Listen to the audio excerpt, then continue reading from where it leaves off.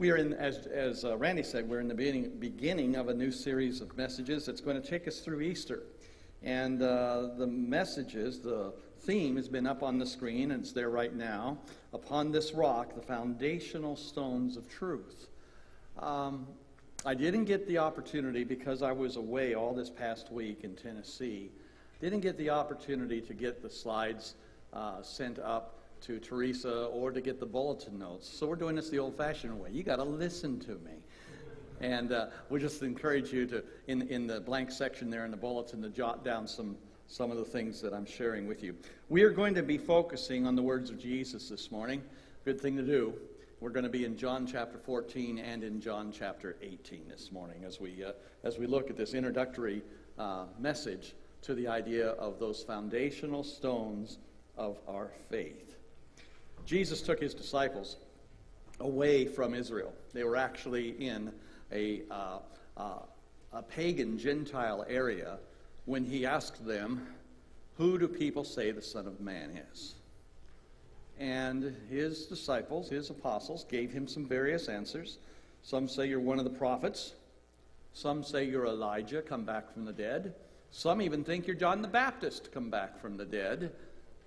But then Jesus pointedly looked at these men he had chosen, and he said, "But what about you? Who do you say that I am?" And it was Peter who spoke up and said, "You are the Christ, the Son of God, the Savior of the world." We just sang about Savior.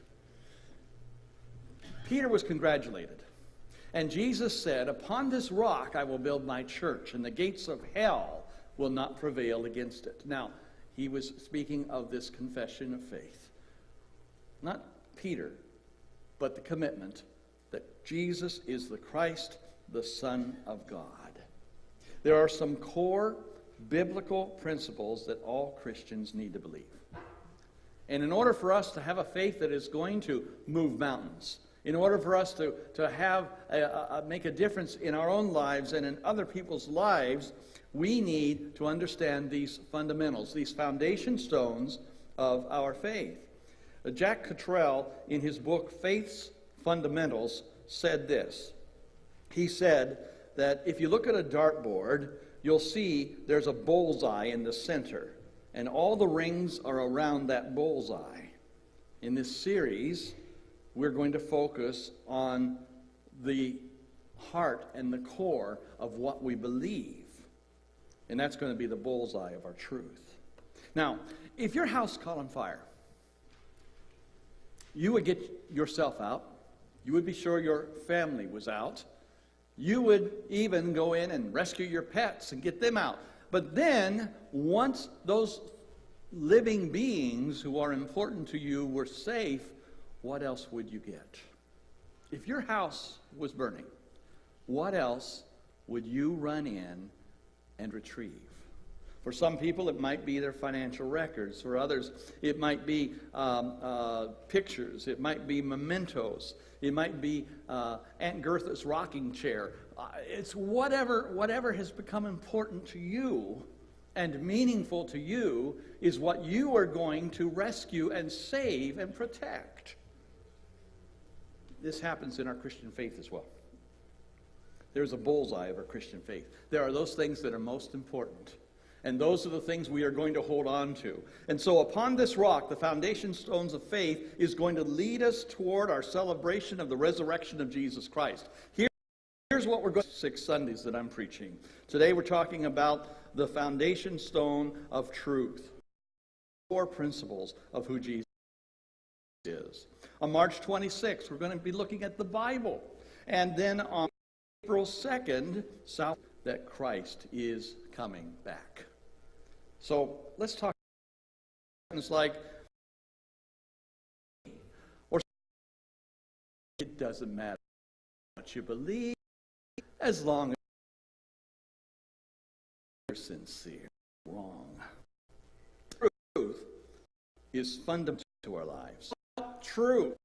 We have no anchor. Jesus Christ.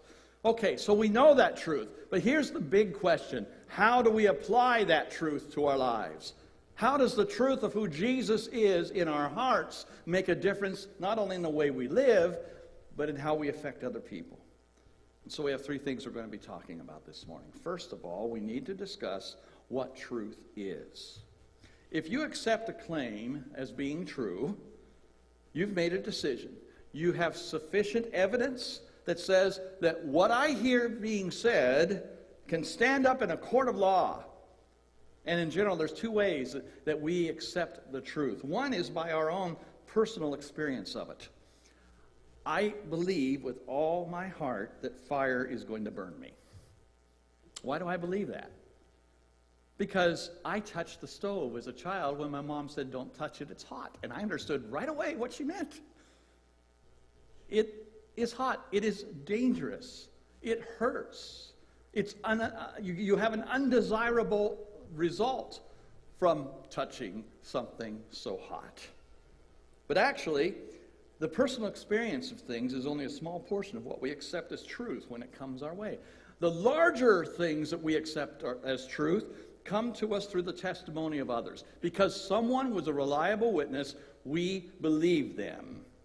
Now, technically speaking, all truth is received as a matter of faith. For instance, I did not have the privilege to know Abraham Lincoln personally. Sorry. I just didn't know him. But do I believe he lived? Yeah. Do I believe he was the 16th president of the United States? Yeah. Do I believe that he had to lead this country through a civil war which tore family member from family member? Yeah. Do I believe that at the conclusion of the war, as the Union armies received the surrender of the Confederate armies, that in celebration, Lincoln went to the Ford Theater with his wife and was assassinated? I believe that. Why? Because there are reliable witnesses. I believe their testimony. And that's just the way it is. We live in a day and we live in an age of relative truth. And we can be absolutely overwhelmed by what we call fake news. How many are tired of those two words put together already? Fake news, fake news. I don't care if you're on one side of the aisle or on the other. The phrase fake news has to be a phrase that LSSU is going to eliminate next year. It's just got to be. It's one of those things that's being used far too often, and we understand what they mean, but, times haven't changed much. There have been a lot of people putting out fake news, and a lot of people wanting to believe fake news. With all of that mess, sorting out all the fake news, where do we go? We go to what Jesus has said. I want you to turn, first of all, to John chapter 18, and I want to look at verses 33 through 37. This is during the trial of Jesus. These events took place when Jesus was brought to the governor, to the Roman governor, to Pilate, to stand trial. Pilate was the only one who legally in Jerusalem in that day and age could condemn someone to death. And Pilate was the only one who could authorize a crucifixion. And so the Jewish leaders, having already condemned Jesus, wanted the death sentence. And Pilate didn't want to mess with this. This was a Jewish thing. This was something they were arguing on. It was something about religion.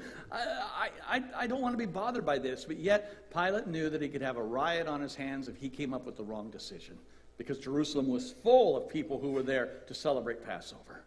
And so we pick up this story when Pilate personally questions Jesus. In John 18, starting at verse 33, it says, Pilate went back inside the palace, and he summoned Jesus and asked him, "Are you the king of the Jews?"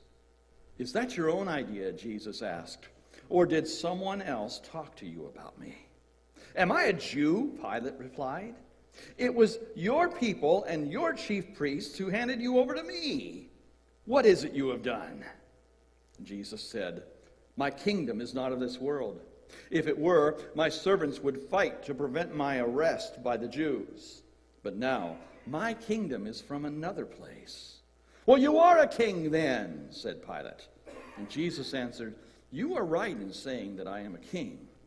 In fact, for this reason I was born, and for this I came into the world, to testify to the truth. Everyone on the side of truth listens to me." And then get this question. What is truth? Pilate asked.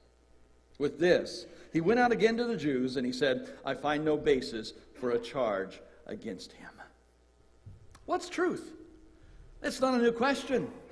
It was asked by Pilate. It was asked by the serpent in the Garden of Eden when he heard that Eve wasn't to eat of this certain food. And he said, that's not true. The questioning of truth. When Pilate said, you are a king, he wasn't looking for a spiritual answer. He was really looking for a way to navigate himself out of the mess that he was finding himself in during this Passover celebration. He didn't want to displease the Jewish leaders, but he didn't want to condemn an innocent man. And so Jesus plainly let Pilate know that politically, Jesus' kingdom was no threat to Rome. But if his kingdom were political, Jesus would have had soldiers defending him from his arrest in the first place, and there already would have been a battle taking place in Jerusalem. But here's the situation. The situation is that Jesus even rebuked his followers when they drew swords to defend him in the Garden of Gethsemane. Put your swords away. And Jesus willingly went to his arrests. The answer of Pilate is, I find no fault in this man. I find no guilt in him. He realized he wasn't a political threat. Pilate saw a man who didn't look anything like a king. He looked like a common Galilean working man. He wasn't wearing expensive clothing or jewelry. He wasn't surrounded by servants or soldiers. And yet Jesus was the King of Kings and the Lord of Lords. And now, this same Jesus is at the right hand of the Father, awaiting the day when he will make his enemies his footstool. He is so much higher and so much beyond any ruling king Pilate could have imagined. Someday Pilate and Caiaphas and Caesar and every person who has ever lived will see Jesus coming in the glory of the Father. They'll see the angels before him, and every knee will bow. The difference is, some will bow in praise and worship, and some will bow in fear. We need to be sure that our hearts are in subjection to Jesus as our King now, so we won't be terrified when he comes in his glory later. So to answer Pilate's question, what is truth? John MacArthur offers this definition. He says, truth is that which is consistent with the mind, will, character, glory, and being of God. Even more to the point, truth is the self-expression of God. Therefore, God is the author, the source, the determiner, the governor, the arbiter, and the ultimate standard and final judge of all truth. What is truth? Jesus Christ. But why is truth important? Second point. Why is truth important? This is one of those persistent characteristics of our modern culture. Our modern culture has abandoned absolutes. Truth has become relative to a particular time or a particular place or a particular people. And what's true for you in your circumstances does not necessarily need to be true for me in my circumstances. Now, if we take this view to the extreme, realize what might happen, and in some instances, as I go through this short list, you might be thinking some of that already has happened because we have abandoned total truth. You'll notice that saying that we can't have total truth means that this idea of truth being relative just doesn't mash up real well together. But the consequences of this rejection of any total truth means that history can be rewritten at will. Schools can abandon fact-oriented curriculum and focus only on behavioral modification. No single person's view is more correct than anyone else's. Parents' decisions for their children are no more right than the decision of a 5-year-old for himself. No one's conduct should or could be criticized. That means that neither Hitler nor idol worshippers can be condemned. And we could even take it a step further. If truth is relative, then I could believe that Skittles or M&Ms, I prefer the M&Ms over Skittles, that candy taken orally is going to cure my infection and I can throw away the antibiotics because I believe that I'll be healed by the candy and it tastes better anyway. You see, we can take it to an extreme. But let's look at what Jesus said. Over in John chapter 14, these words were spoken by Jesus in the hours before his arrest. They're familiar words. I've preached on them. You've heard them at funerals. They're words of comfort and assurance, but there is a profound statement of truth in these words. And the profound statement of truth centers around the importance of truth. Jesus is facing his arrest, but he's comforting his disciples. What an amazing man. He knew what he was going to be going into, and yet because his disciples were confused and conflicted and frightened, he gave these words of comfort.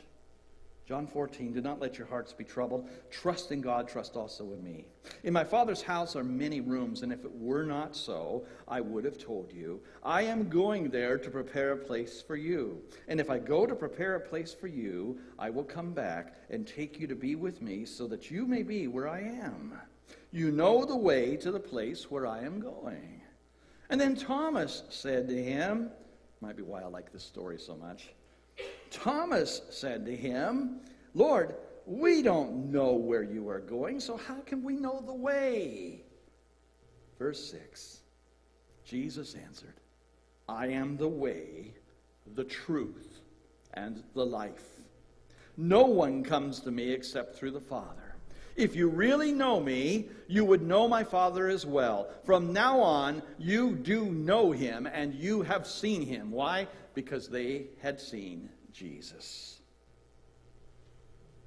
The position that people took in that day was that no one could be the Son of God. And the position that people take today is that no one can say these absolute knowable statements without being crazy. For him to say he is the way and the truth and the life and no one can find God except through him, that's being rejected by our world. But we have to understand that some things are absolute. Truth is truth whether we feel like it's true or not. Truth is truth whether we like it or not. And truth is true whether we believe it or not. Truth isn't established on common sense or what works.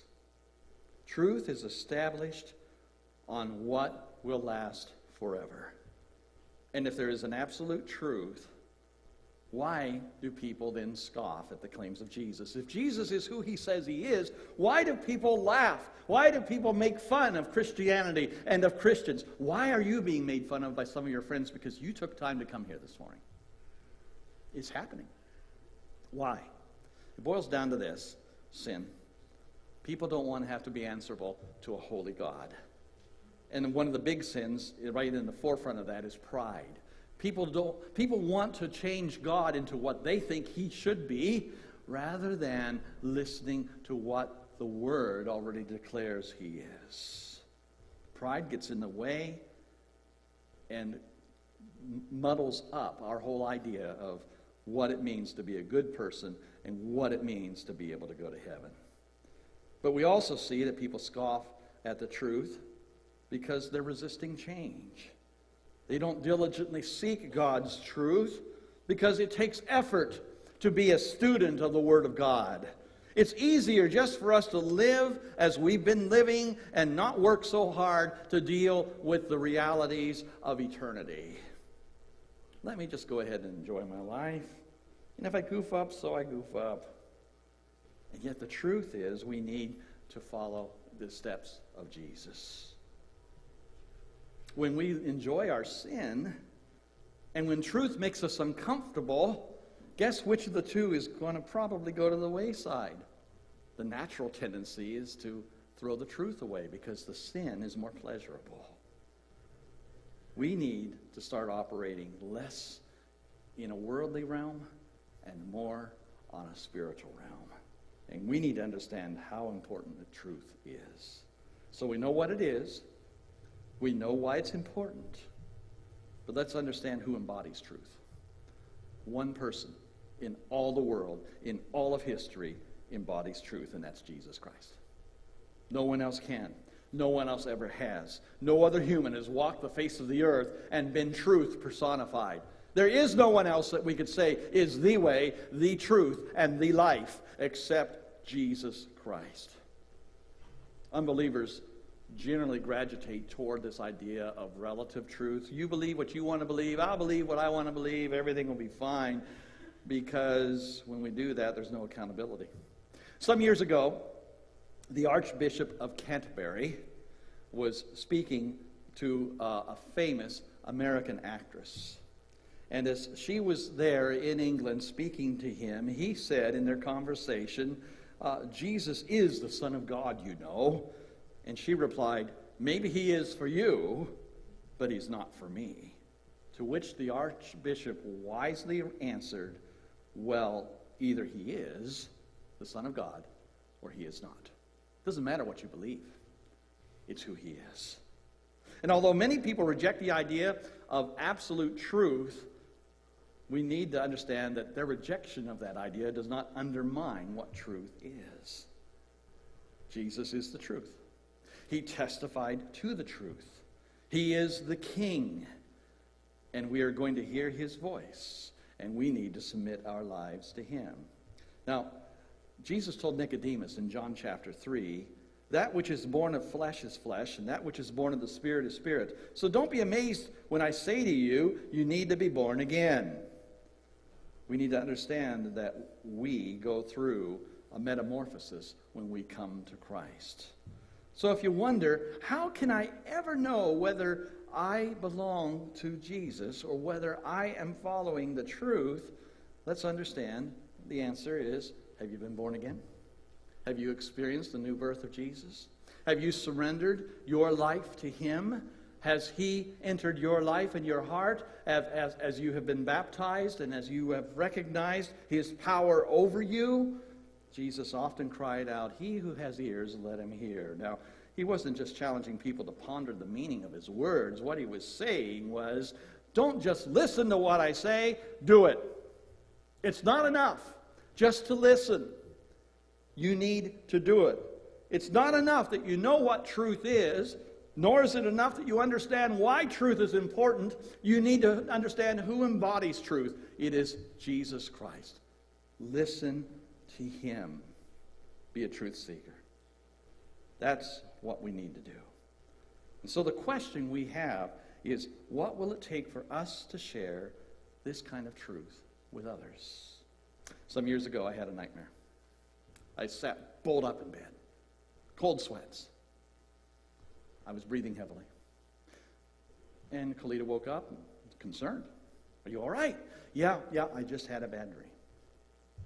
And it took some time for me to go back to sleep. It was the next morning I told her what the dream was. In the dream, I saw some doors, and I saw the doors open, and what was behind the doors was the fire of hell. And then I saw some faces. And in that dream, I recognized some of those faces. And as they were in their torment because they were paying for sins they could not be forgiven for without Christ, a couple of them turned and looked directly at me and said, Tom, why didn't you tell me? That'd make any of us bolt straight up in bed. We have friends who are paying for their sins for all eternity. And we can tell them the truth. We can share Jesus with them. We can bring them to the one who can save them. Folks, we need to answer that question. What is going to take for us to share this truth that we have with others? Let's do what we can to remove any hesitations or any hindrances that are going to stop us from sharing the life-changing truth of Jesus Christ and his love. It starts here. It starts now. It starts with us. Who do people say that I am?